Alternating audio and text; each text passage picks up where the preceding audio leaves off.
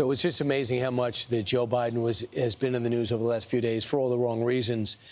You have books coming out talking about how he really wasn't president, and you have the people have to being asked over and over again, how did you let this slip by? How dare you not speak up? And I think it's phenomenal. It's just one thing I think to keep in mind is the story isn't why did he run again?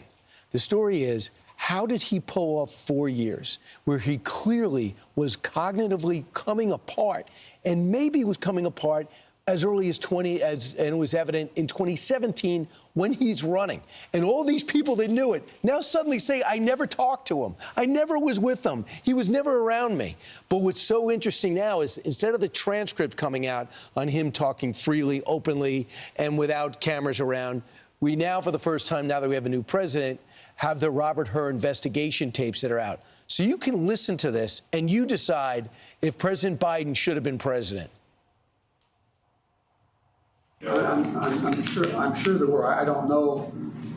My problem was I never knew where any of the documents or boxes were specifically coming from or who packed them. It just that I get them delivered to me. And so I'm at this stage in 2009. Am I still vice president? And, of course, this was the interview with the FBI or Special Counsel regarding the documents case. And, of course, at the time when this audio was made, the Biden team, Democrats, fought tooth and nail to keep us from hearing the audio, and we only ended up getting the transcript from it. Which they altered, clearly. Which they altered. And, I mean, if you looked, if you do a side-by-side of the transcript that we were given with a transcript of what we now know based off of this audio, it's amazing how different it is. But now we know why they were working so hard to keep us from hearing the audio tape. And he interviewed him, Robert Hur interviewed President Biden October 2023. This was a year before the election. It was during the time of October 7th. Can you believe it? While the attacks were going on. Right. And then we received the report last March, and Robert Hur said, sympathetic, well-meaning elderly man with a poor memory. And you can hear in those sound bites, and there are a lot of clips that have come out where he can't remember things, can't remember dates.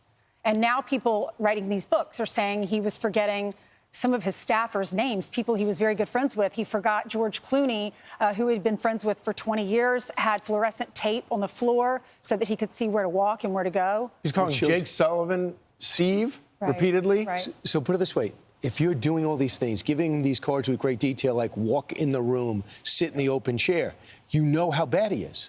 You know how bad he is.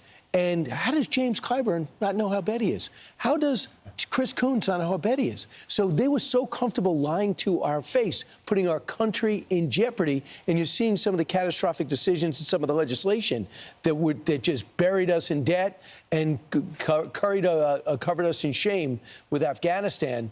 And then you think to yourself, why would you believe anything they say if they lied to your face for 4 years? And don't tell me you were surprised.